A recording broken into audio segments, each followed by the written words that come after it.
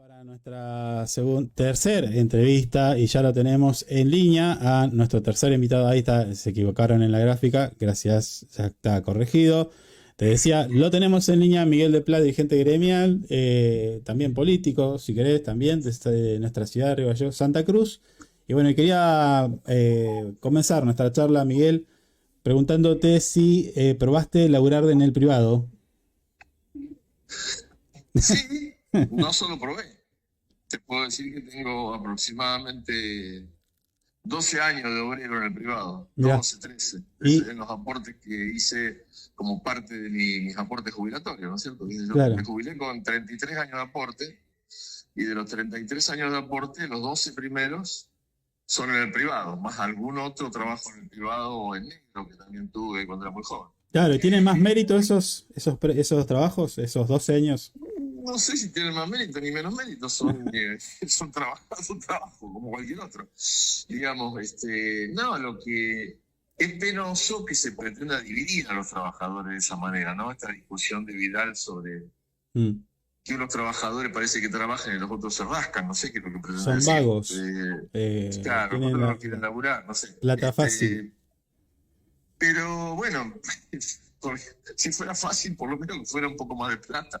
Porque lo que están ganando los maestros y los estatales es vergonzoso. Debería darle vergüenza al que lo paga ese sueldo, ¿me entendés? Y eso sin contar que todavía yo le contestaría del siguiente modo, mira. A ver. Hay gente que trabaja en cooperativas que en el fondo son empleos privados, porque no responden, digamos, aunque los contrate el Estado, no son empleados estatales, es decir, no tienen ninguna de las garantías ni derechos básicos que tiene un trabajador en relación de dependencia, ya sea privado o estatal. Es decir, yo le contestaría, si él probó en trabajar fuera de cualquier convenio y superexplotado en una cooperativa, eso le contestaría. Porque digamos, así como existen trabajadores del Estado con derechos, existen en el propio Estado un mecanismo de tercerización que implica que varios miles de compañeros trabajadores, que son los que se encargan, por ejemplo, de la limpieza de los hospitales, de la limpieza de la mayoría de las escuelas, en un montón de otros edificios públicos, y que forman estas cooperativas que no son en realidad cooperativas, son cooperativas truchas, porque no tienen ningún funcionamiento real de cooperativa, donde en una cooperativa se supone que todos los miembros hacen su participación en las direcciones, las decisiones, porque es cooperativa, digamos, no es que viene alguien y te maneja como si fuera un empresario.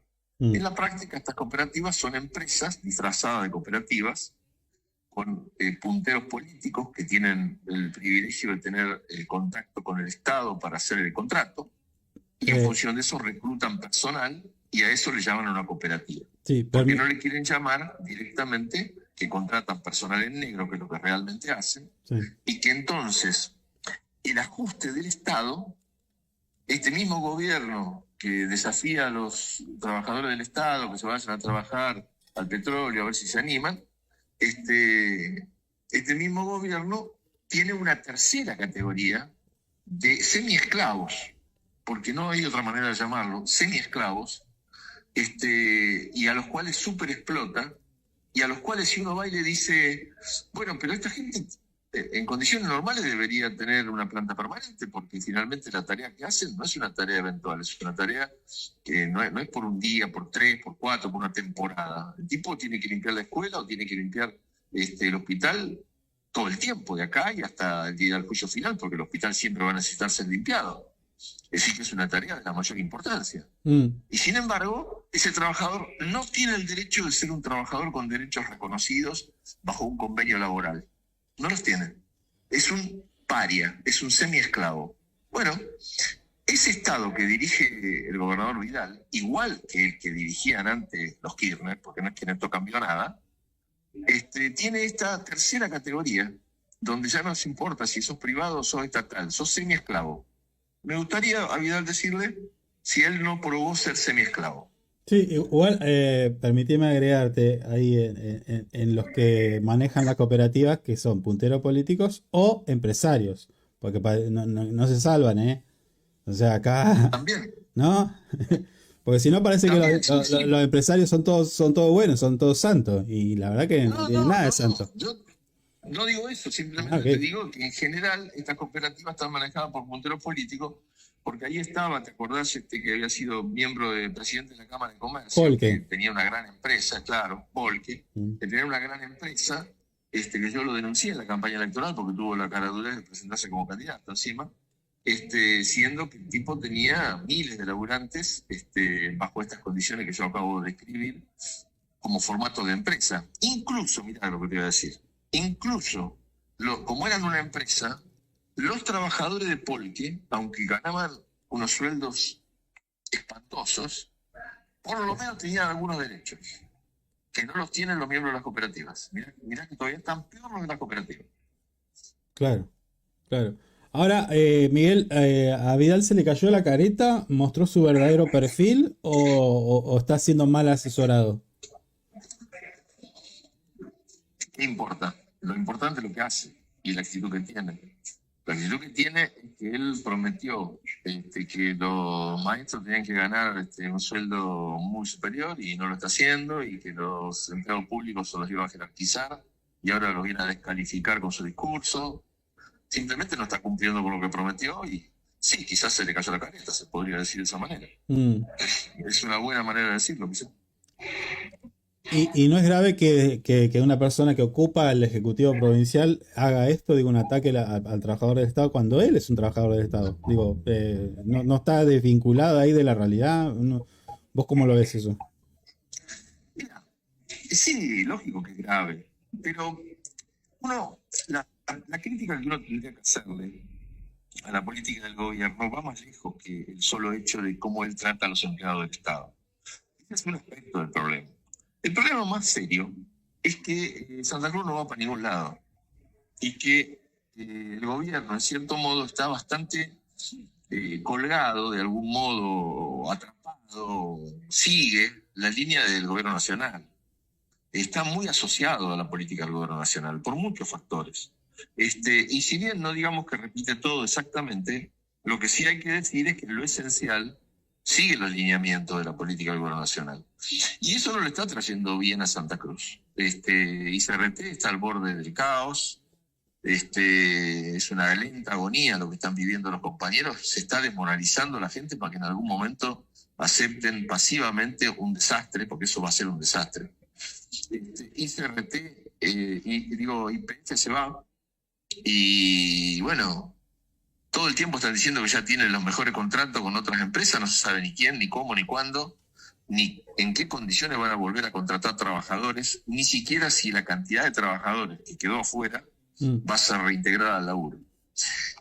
Bueno, las condiciones de vida de lo que está pasando con la pesca, es decir, la gestión no es solo cuánto le pagan a los empleados públicos. La gestión implica la posibilidad de generar trabajo en un sentido amplio.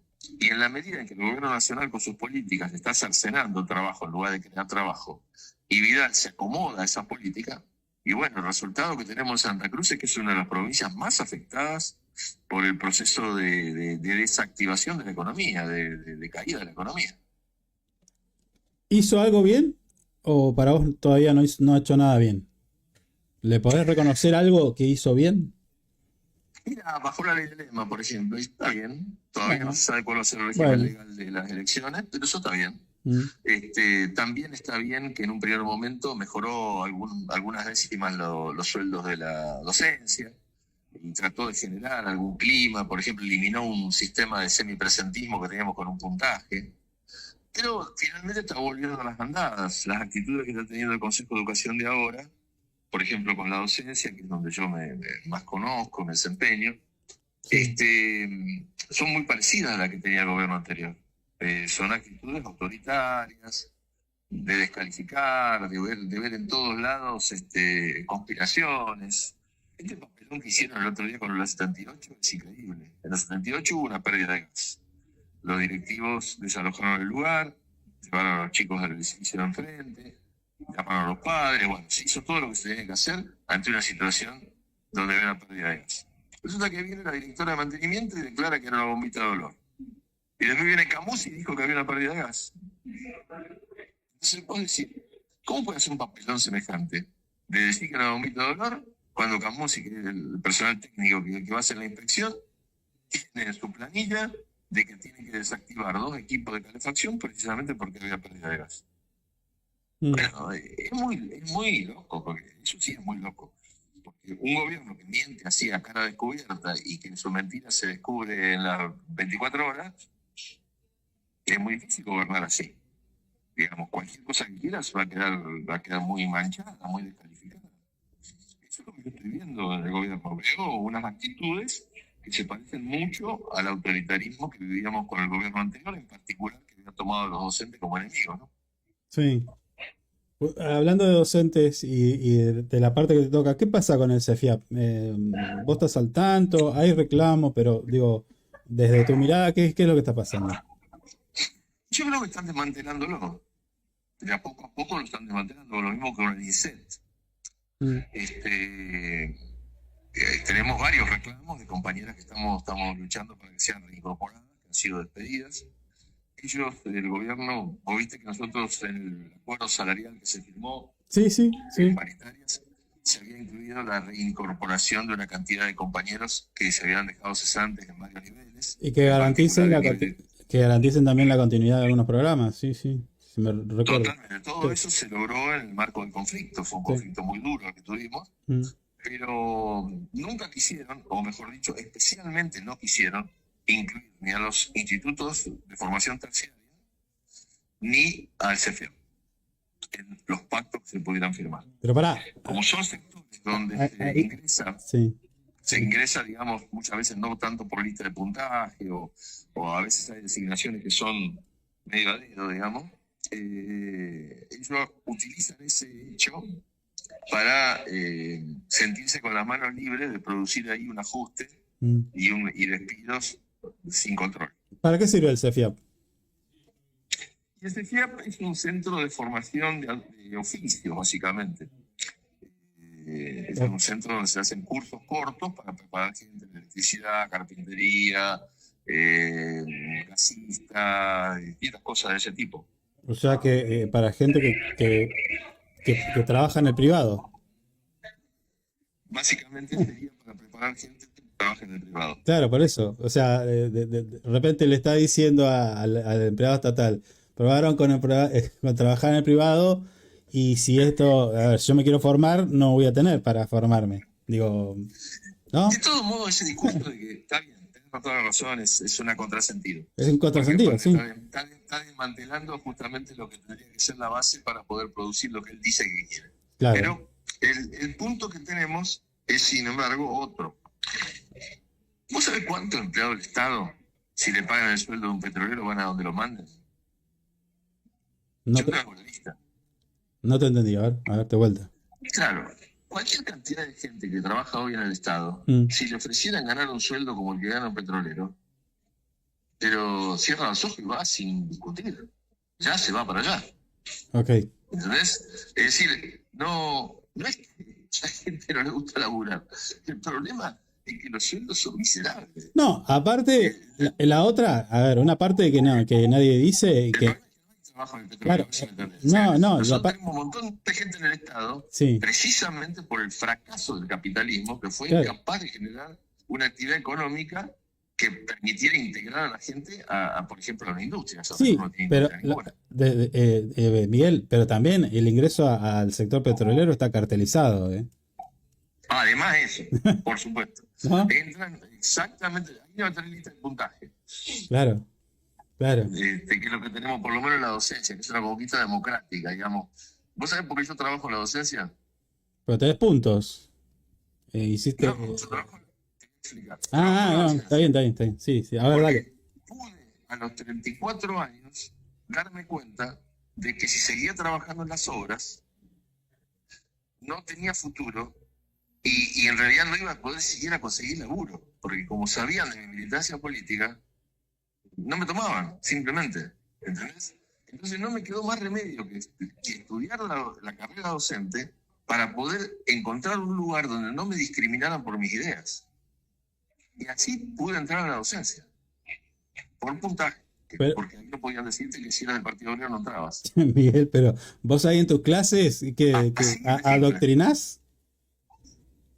No, ¿cómo voy a adoctrinar? Mis clases no. Vos sabés que lo que yo hacía, que está interesante, porque yo estoy jubilado ahora, pero en mis clases fue reconocido inclusive, porque yo tuve la suerte de tener varios hijos de funcionarios políticos. Ajá. En mis clases. Por ejemplo, en Guatemala y en algún otro colegio. Sí. Y estos funcionarios me reconocieron o me felicitaron porque sabían que cuando yo enseñaba un proceso histórico determinado o un pensamiento filosófico determinado, no explicaba solamente el que yo simpatizaba, sino que explicaba las distintas alternativas de pensamiento que había y se las explicaba todas.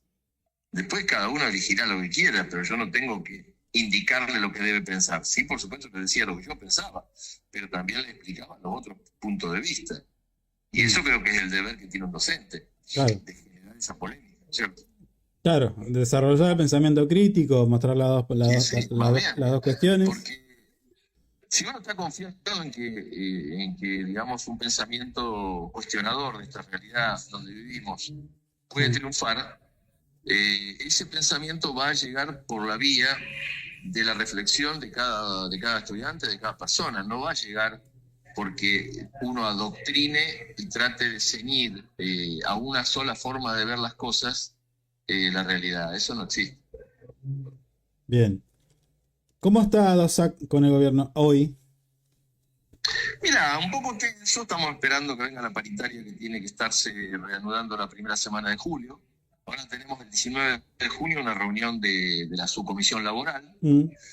Todavía de la Real Subcomisión Laboral anterior, donde manifestamos una cantidad de reclamos, no hemos recibido prácticamente respuesta casi ninguno. Estamos esperando esas respuestas. Esperemos que sea antes de la próxima, porque si no, no sé para qué van a servir las reuniones. Y la primera semana de julio tenemos que retomar el debate sobre el salario. Okay. Justamente el Congreso, que se reunió el sábado, decidió que entre las cosas que vamos a plantear en estos días, una es que se fije la fecha concreta en la primera semana de julio de cuándo va a ser la reunión de la paritaria. Naturalmente, nuestra situación salarial es muy precaria porque un docente todavía no llegó en el mes de mayo a ganar 1 millón de pesos cuando ingresa. Está en 990 en este momento, hoy. El sueldo que se cobró hoy. Sí. El ingresante gana el de maestro, ¿no? Porque después hay tenés sueldos que son más bajos todavía, un preceptor, un bibliotecario, distintos cargos que ganan menos todavía, y que no tiene título docente y cumple una función docente gana menos, porque el título es muy importante en el cobro final. Así que nosotros estamos muy bajos, estamos muy mal todavía. El acuerdo que firmamos nos ha permitido recuperar algo, pero ¿cómo te puedo explicar? Vos no podés recuperar con cuentagotas cuando lo que se fue son miles de litros. Sí, ¿Se entiende? Sí. Sí, de hecho, a mí no me gustó el acuerdo, pero mi posición, mi punto de vista. Yo pensé ¿No te gustó? Y no, pero... A ninguno me gustó, a claro. mí tampoco me gustó. Ah, okay. Lo que pasa es que el problema era el siguiente, no teníamos muchas opciones y continuar con el conflicto hubiera podido llegar quizás a una situación peor. Entonces nosotros entendimos en una actitud, digamos, cuidadosa, para cuidar la organización y para cuidar a los compañeros, para asegurar que no hubiera descuentos salariales, porque finalmente la única ventaja de esta lucha es que hemos salido enteros, sin que ningún compañero sufriera ninguna represalia de ningún tipo, ni el propio sindicato tampoco la sufriera, y eso es muy importante. Además que el acuerdo que firmamos, siendo malo, o siendo no malo, pero siendo consciente que no soluciona ningún problema, claro, salarial, sí, es mejor que ningún acuerdo que se haya firmado en ningún lugar de la Argentina. Así te lo digo de resumido. Bueno. ¿La denuncia esa la sacaron al final? La denuncia que tenía el sindicato por miles de millones de pesos. No, ¿qué van a sacar? Eso sigue pendiente. Bueno. Eso sigue pendiente, cualquier día nos van a venir con eso, sí, por supuesto, eso también existe. Pero Ahí, eso no determina nuestras acciones, nosotros lo hemos desafiado ahí. de cara sin piedad, así como desafiamos la conciliación obligatoria y tuvieron que marchar para atrás con la conciliación obligatoria, así como quisieron meter un presentismo y tuvieron que marchar atrás con el presentismo. O sea, nosotros hemos logrado muchas cosas en este conflicto, no es menor las cosas que se lograron, lo mismo la protección de los puestos de trabajo. Pero el acuerdo salarial, a nosotros, por ejemplo, en mayo, al finalizar el mes de junio ahora, al finalizar el mes de mayo, vamos a estar entre 4 o 5 puntos arriba de la inflación con el acuerdo que firmamos. Es decir, el aumento desde enero del salario docente, Sí. que cobró el docente ahora en mayo, aumentó 19,7%. Claro, sí. Acumulado. Y la inflación legal, la que dice el INDEC, habrá aumentado entre el 14 y el 15. O sea que vamos a estar 4 o 5 puntos arriba de la inflación para el mes de mayo. Cuando sea junio, como tenemos un 2% de recuperación en junio, probablemente estemos 6,5 arriba respecto a la inflación oficial. Eso es lo que ya sabíamos cuando se terminó el acuerdo, no es ninguna gran recuperación, pero es una recuperación, al menos no estamos abajo de la inflación, como está pasando con la inmensa mayoría de los sectores, ¿no? Claro, sí, igual a mí, vos me pones INDEC en el medio de la oración donde me está describiendo una recomposición salarial y ya me hace ruido, porque INDEC ya creo, para mí no es tan representativo, digo, está tomando valores viejos, pero es la única. Claro, sí, te entiendo. Entiendo lo que me decís, comparto, porque el INDEC tiene, ahora han reconocido que tienen que incluso modificar, porque están partiendo de un esquema de consumo del año 2005, claro, que contiene unas tarifas de luz, gas y todo lo demás completamente subsidiadas, porque así era en aquella época, y ahora ese subsidio ha desaparecido y por lo tanto las tarifas ocupan un espacio mucho más importante en el costo de la vida, y eso implica que si vos corrigieras ese índice posiblemente sea, no sé, 5, 6, 7 puntos más alta la inflación del año de la que nos marcaron, o 10 puntos capaz. Sí, o sea, no te entra el alquiler, por ejemplo, el alquiler no lo miden. Bueno, no, pero eso nunca entró, así que eso no me modifica el cálculo. Sí. Acá estamos haciendo un cálculo relativo entre lo que vos tenías antes y lo que vas a tener después.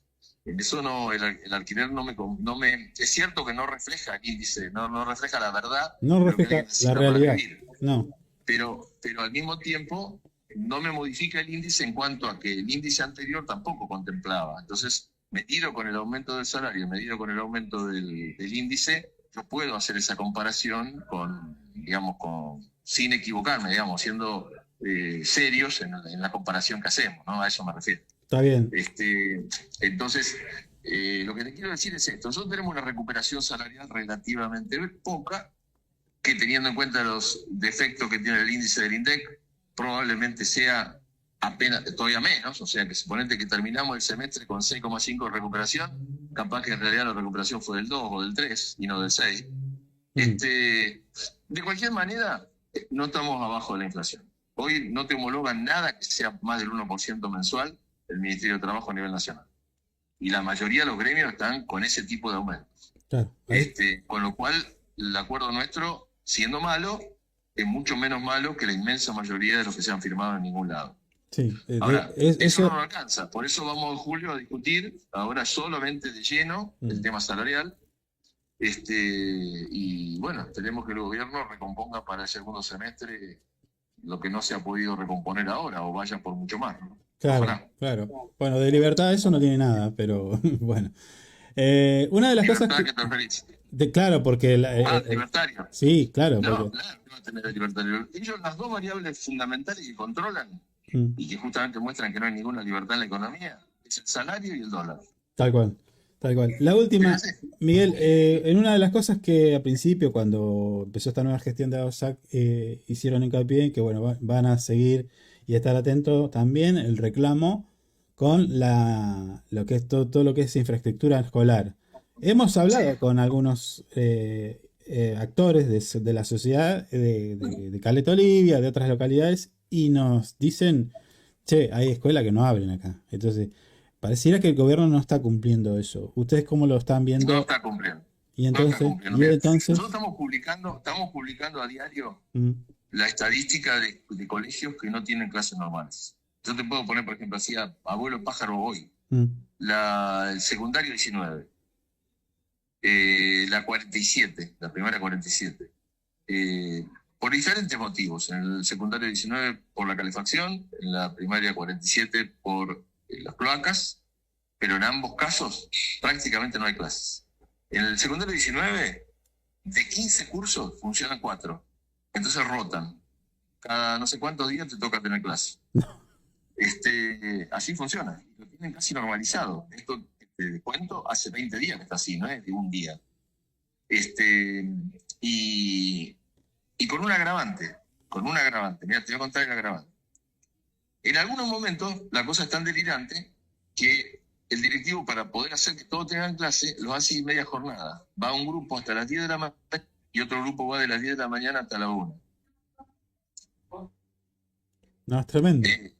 Es de locos, ¿se entiende? Ahora, el último agravante es o 2 agravantes más. Los trabajadores, por ejemplo, de la secretaría de ese colegio, en la secretaría es una heladera, no se puede estar.